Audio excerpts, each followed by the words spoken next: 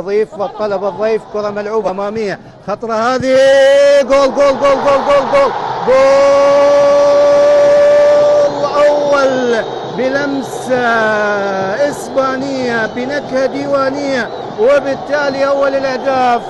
إيزاك لا يكل ولا يمل، وفي شباك الأنيق يسجل أول الأهداف. لمسة تهديفية جميلة. ماذا فعلت؟ إنك أبدعت، تألقت، تفننت، سجلت، وأيضا رديت على معلق اللقاء في اللقطة الماضية مع فلاح عبد الكريم. الذكاء الميداني موجود، دخل في منطقة البوكس، منطقة الجزاء، مساند لفلاح عبد الكريم.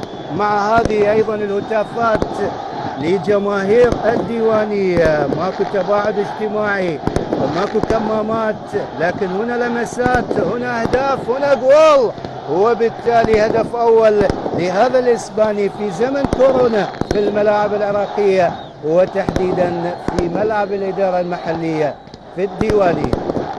الأبيض الديواني محاولة للأنيق، الطلبة، خطرة هذه، هي جول جول جول جول جول جول جول جول.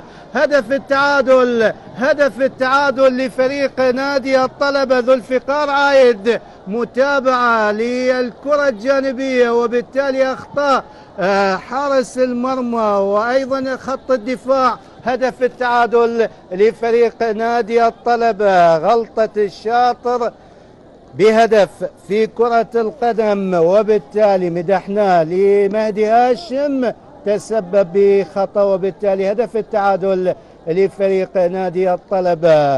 ذو الفقار عايد يسجل هدف التعديل لنادي الطلبة. الأنيق يعود بقوة بقوة بقوة في الدقيقة 25 ويسجل ذو الفقار عايد هدف التعديل. بعد بدأت القصة من هنا، نقل الكرة العرضية ومن ثم بلمسة قد تكون خفيفة، هي همسة بأنصاف الفرص، يسجل ذو الفقار عايد هدف التعادل لفريق نادي الطلبة.